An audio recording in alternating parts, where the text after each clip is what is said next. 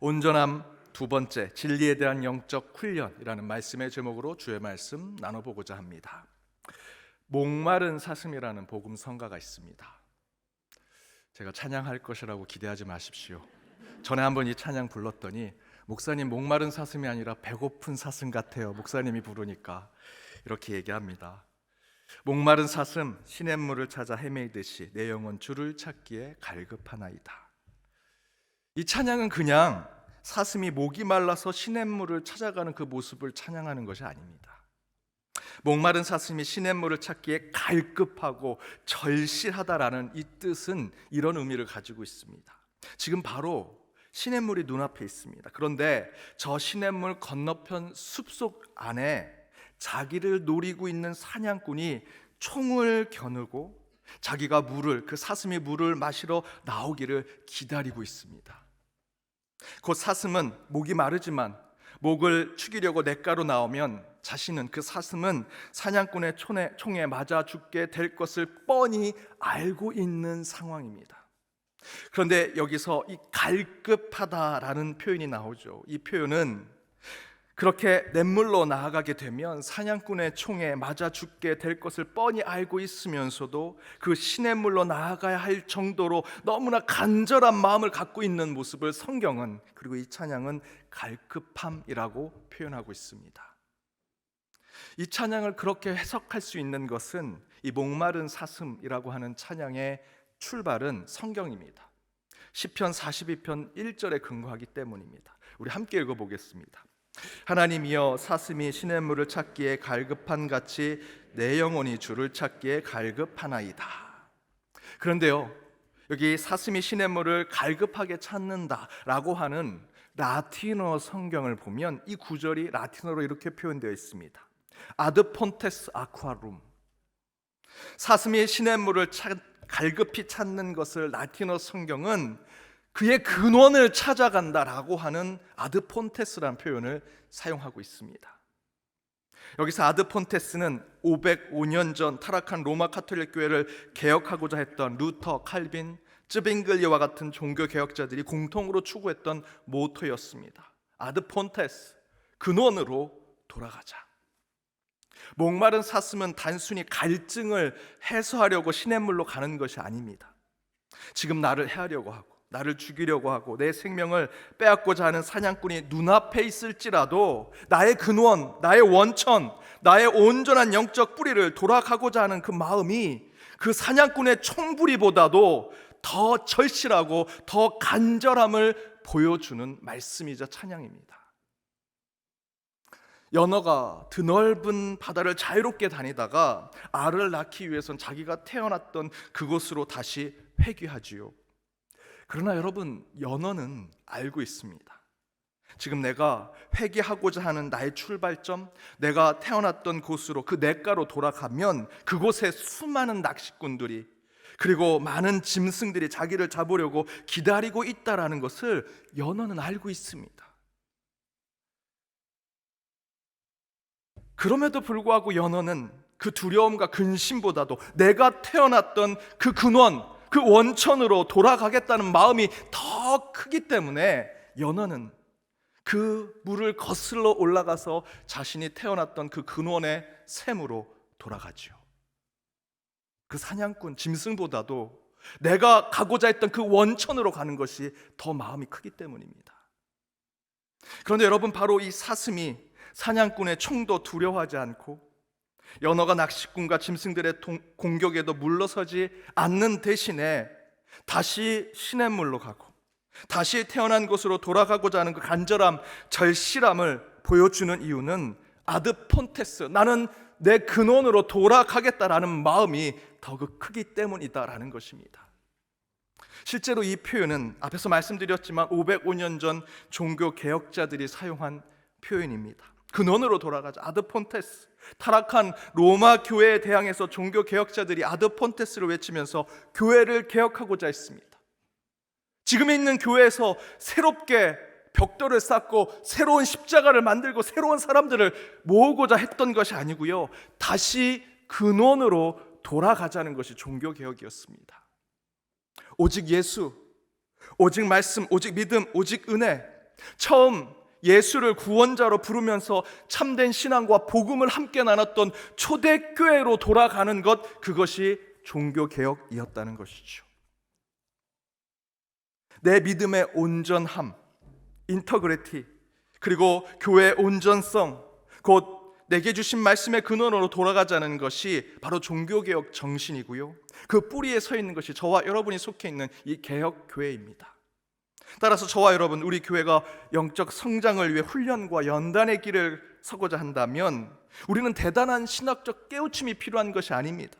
특별한 교회의 모습을 추구하는 것도 아니라 교회의 근원, 신앙의 온전함으로 돌아가고 회복하는 영성이 바로 이 진리를 향해 영적 훈련을 받는 것과 같다라고 할 수 있습니다. 신앙 안에서 진리는 온전함을 추구하는 것입니다. 인간의 온전함을 추구하는 것이 신앙이라면 지난주일 말씀대로 우리 인간은요, 저와 여러분은 하나님의 형상을 계속해서 찾고자 노력해야 합니다. 곧 교회의 온전함을 추구하는 것이 우리의 믿음의 삶이라면 교회는요, 그리스도의 몸을 다시 회복하는 것이 그 온전함을 찾는 것이죠. 따라서 사랑하는 우리 연동교회 성도 여러분, 신앙의 연단과 훈련으로 영적으로 성숙해지고 더 굳건한 믿음의 소유자가 되기를 원하신다면 여러분의 신앙과 믿음의 근원으로 돌아가시기를 바랍니다. 하나님의 형상을 회복하고자 노력하시고 여러분의 가정, 여러분의 교회의 주인은 오직 하나님임을 선포하는 것이 필요합니다. 바로 그때 우리 주님은 저와 여러분의 가정, 그리고 우리의 교회를 가장 온전하고 새롭게 만들어 주시리라 믿습니다. 그렇다면 그렇게 진리에 이르게 하는 영적 훈련, 곧 신앙과 믿음의 근원인 하나님의 형상으로 돌아가게 하는 참된 영적 훈련의 삶을 사는 우리의 모습은 무엇이 되어야 하는가? 그 첫 번째는 말씀을 깨달아 기쁨으로 살아가는 신앙을 훈련할 때 우리는 온전함을 회복할 수 있다는 것입니다. 말씀을 깨닫고 그 가운데 기쁨과 즐거움을 누리는 자들이 되어야 한다는 것이죠. 여러분, 지금 몇 시일까요? 제 시계를 보니까 10시 12분입니다. 그러면 지금 시간은 여러분 시계를 보지 않으셨으니까 지금 10시 12분이라 생각하시겠죠. 제 시계를 여러분 믿으십니까? 목사님이 차고 있는 시계니까 기도도 했을 거고 성령을 받으면 시계도 같이 받을 거고 이렇게 생각하니까 목사님 시계는 정확하겠지라고 생각하십니까? 그렇지 않죠. 시계는 여러분 차는 시계랑 똑같은 시계입니다. 그럼에도 불구하고 제가 시계를 보고 얘기했으니 지금 요 시간은 10시 12분, 벌써 1분이 지나서 10시 13분이 되었습니다. 그런데 제가 지금 이 자리에서 저뿐만 아니라 장로님 한 분, 권사님 한 분, 집사님 한 분, 성도님 5명이 모아서 자, 우리 시간 몇 시인지 확인해 봅시다 라고 한다면 그 가운데 물론 동일할 수도 있겠지만 몇 분은 틀릴 수가 있겠죠. 어떤 분은 1분, 어떤 분은 2분이 다른 시간이 나올 수도 있습니다. 그러면 지금 이 시간은, 지금 이 시점은 몇 시가 될까요? 가장 권위 있는 사람의 시계대로 시간을 정확한 시간이라고 얘기할까요? 목사님이 우리 교회에서 권위 있는 분이니까 목사님 시간이 지금 이 시간에 정확한 시간으로 합시다. 이게 맞는 말일까요? 우리 5명 모였으니까 다수결로 합시다. 이 중에 3명이라도 똑같은 시간이 나왔으면 그 시간이 정확한 시간이라고 합시다. 그 중에 가장 비싼 시계, 굉장히 비싼 시계를 찬 건 정확하겠지 해서 그 비싼 시계를 찬 그 시계의 시간이라고 할까? 여러분 어떻게 생각하십니까? 아무리 세상의 합리적이고 이성적인 방법으로 4명, 5명, 아니 100명이 모여서 함께 종합해서 시간을 결정한들 여러분 그것이 지금 이 시점에 정말 정확한 시간이라고 말할 수 있겠습니까? 바로 이처럼 저와 여러분이 살아가는 세상이요, 진리를 그렇게 얘기하고 있습니다. 세상이 말하는 진리라는 것이 이런 방법으로 정립되고 있고요, 이런 방법으로 이것이 진리다라고 얘기하죠. 권위 있는 사람이 말하면 그것이 진리고, 똑똑한 사람이 말하면 그것이 진리고, 성인 군자가 말하면 다들 그 사람 모셔다 놓고 강연 듣고 그것이 세상의 진리인 양 듣습니다. 그것도 안 되니까 다수결 100명 중에 51명이라도 그렇게 얘기하면 그게 진리라고 생각하는 것이 세상이더라는 것입니다. 세상에 말하는 진리가 이런 모습인 것이죠. 하지만 아무리 훈련과 연단하고 여러 사람의 의견을 좁혀 찾아도 우리는 절대로 정확한 시간을 말할 수 없습니다. 저희가 말하는 시간은 그저 대강의 시간일 뿐이죠. 따라서 세상에서 말하는 진리는 진리에 가까운 것일 뿐 진리 그 자체라고는 할 수 없습니다. 그러나 이 세상에는 정확한 시간이 없는 게 아닙니다. 하나님께서 이 시간과 역사를 창조하셨기 때문에 지금 흘러가는 시간에는 정확한 하나님이 창조하신 시간이 있습니다. 10시 12분, 그것은 우리의 시계가 말하는 것이고요, 하나님의 시계 가운데, 하나님의 시간 가운데 정확한 시간이 있는 것이요, 진리는 분명히 존재한다는 것입니다. 이처럼 저는 우리 인생도 이와 같다고 생각합니다. 인생의 정답을 찾고자 이 책도 보고 저 책도 보고 유명한 강사도 만나보고 저 멘토 이 멘토도 이야기를 나눠보고 이런 철학 저런 사상에 기웃거려 보기도 하죠. 우리는 다양한 세상의 진리라는 것을 경험해보고 그것을 믿고 확신해 보기도 합니다. 하지만 여러 사람들이 다른 시간을 갖고 있는 것처럼 세상의 진리도요, 절대적인 것이 될 수 없더라라는 것입니다. 따라서 인간은 늘 절대적인 기준, 우리 인생의 원천이자 근원이 되는 변하지 않는 진리를 찾고자 하는 마음을 계속해서 품고 있어야 합니다. 그것을 깨닫고자 하는 것이 우리 인생의 삶의 목적이 되어야 하는 것이죠. 이에 대해서 바울은 디모데전서 본문에서 이렇게 얘기합니다. 6절에서 말씀과 교훈으로 양육을 받아라. 그리고 7절과 8절에서 이렇게 얘기합니다. 망령되고 허탄한 신화를 버리고 경건에 이르도록 내 자신을 연단하라.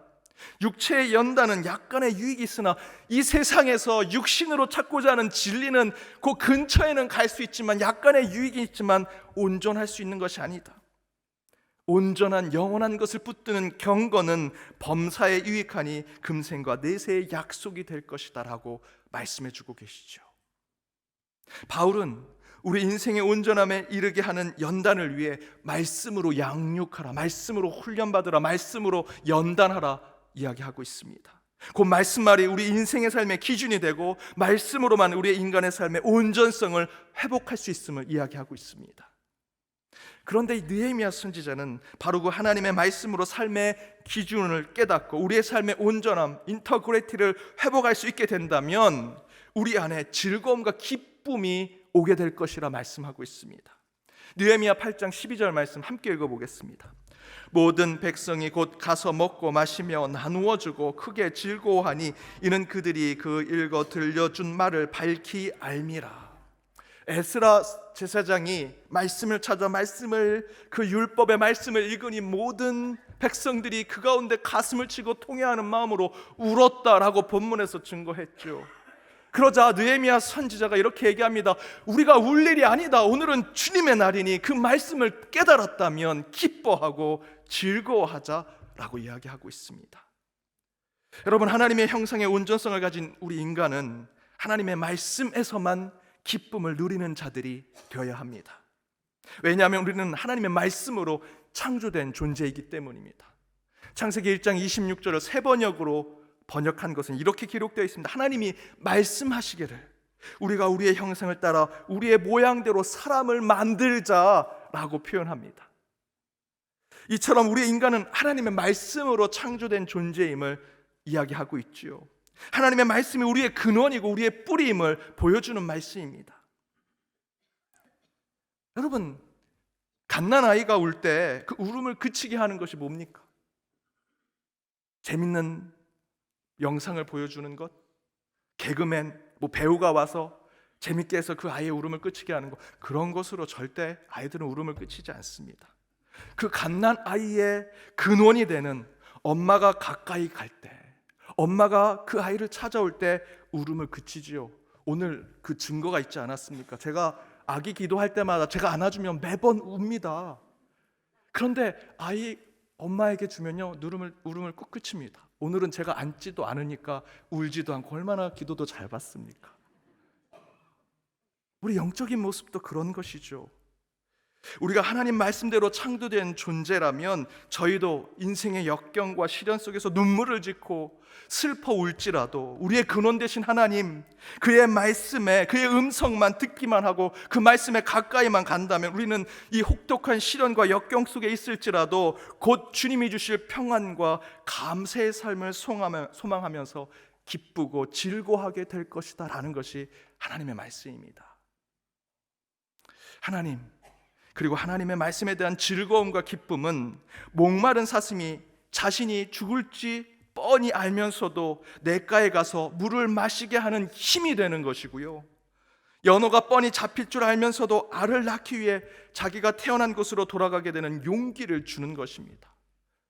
저와 여러분의 그 원천, 오늘 말씀대로 본다면 하나님의 말씀, 그 하나님, 그분께 돌아가는 것이라면, 물론 우리 교회 밖에 여러분의 사는 인생의 시련과 역경, 고통과 아픔이 얼마나 많으십니까? 그럼에도 불구하고 우리가 세상에 나아가게 되는 것, 그곳에 가면 나를 죽이고자 하는 사냥꾼이 있고 으르렁거리는 우는 사자가 세상 밖에서 나를 잡아먹으려고 하는 그 시련과 역경이 있을지라도 우리가 세상에 나아가는 이유는요, 그 너머에 하나님의 근원이 있기 때문입니다. 나를 창조하신 하나님이 있고 하나님의 말씀이 있기 때문에 우리는 힘을 얻고 세상에 나아가는 것이죠. 따라서 사랑하는 여러분, 여러분의 인생의 역경, 시련 속에서 오직 하나님의 말씀으로만 돌아가십시오. 그래서 그 안에서 기쁨과 즐거움을 찾게 된다면 하나님은 분명히 저와 여러분의 삶을 온전하게 해주시고, 그렇게 얻게 된 진리는요, 저와 여러분에게 자유를 주리라 믿습니다.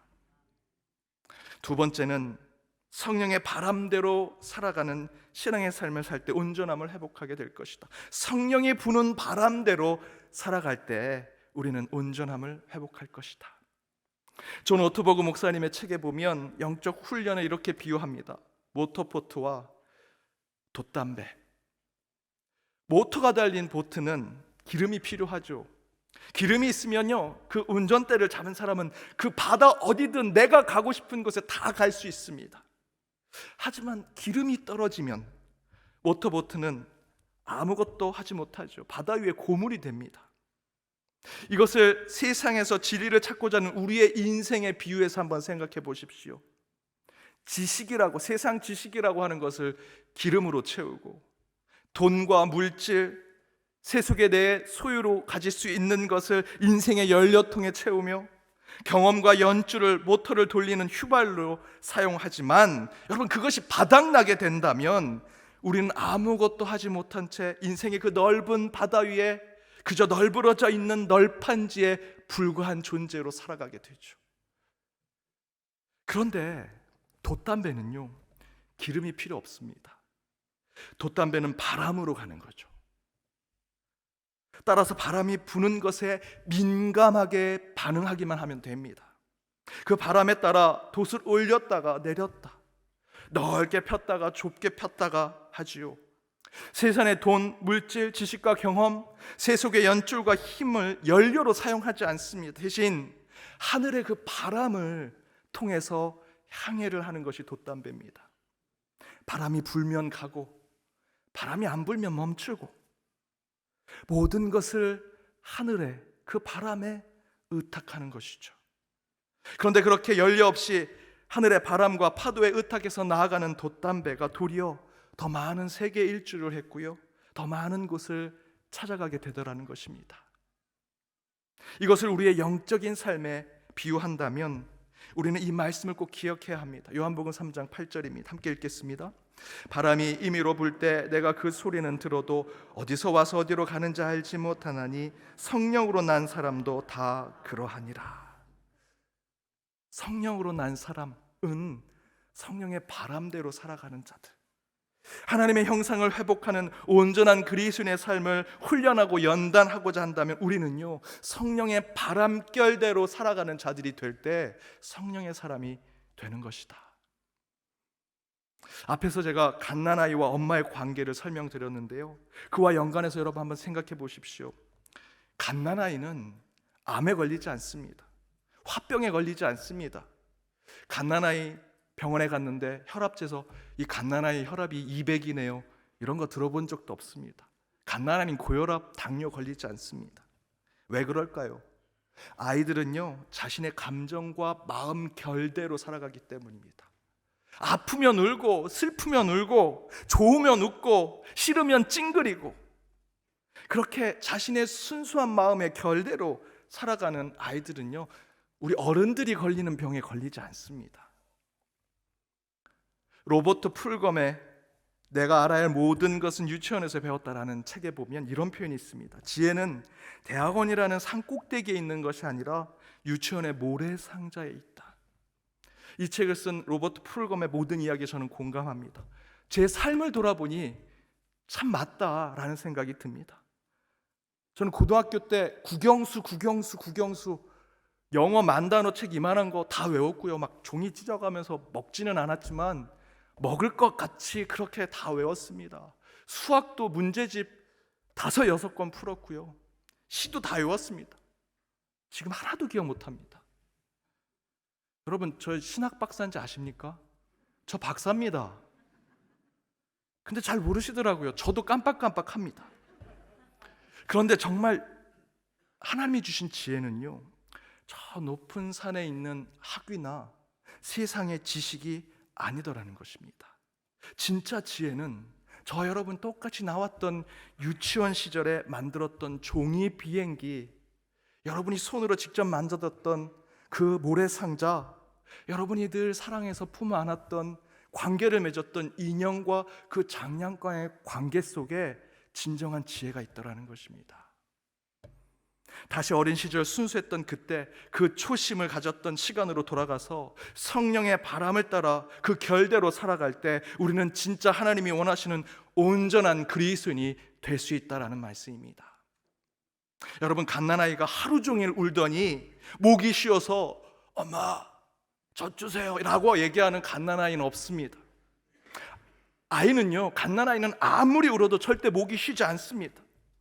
저와 여러분이 가져야 할 목청은요, 갓난아이의 목청입니다. 하지만 절대로 돌아갈 수 없죠.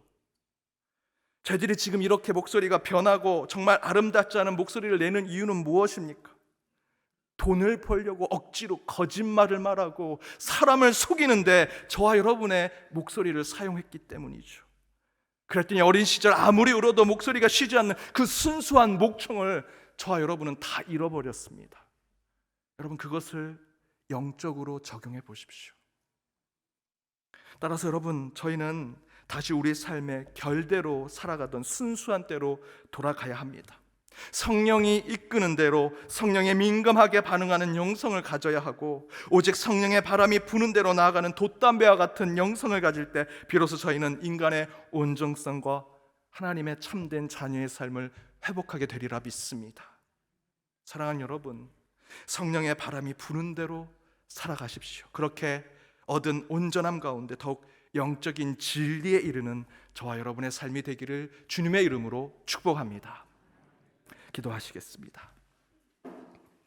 바람처럼 우리에게 찾아오신 하나님, 주의 말씀을 사모하여 저에게 귀를 열어 듣게 하시고 마음을 뜨겁게 하시어 영적으로 우리의 삶을 새롭게 하여 주심을 감사드립니다. 오늘 우리를 새롭게 해주시는 그 생명의 양식으로 하나님의 온전함을 더욱 사모하게 하여 주심을 믿사오니, 거룩하신 주여, 근원을 돌아가는 영성을 회복하게 하여 주시고 그 안에서 찾은 진리로 영적 성숙을 이루는 연동의 모든 지체들 되게 하여 주옵소서. 먼저는 말씀을 통해 기쁨과 영적인 즐거움을 누리는 자들이 되게 하시고 성령의 바람에 의지하여 주께서 이끄시는 대로 살아 참된 영적 온전함을 이루는 저희 모두가 되게 하여 주옵소서. 그렇게 진리를 위해 영적 훈련과 연단을 받는 한 주가 되어 주님과 동행하기를 간절히 바라오며 이 모든 간구 예수님의 이름으로 기도드립니다. 아멘.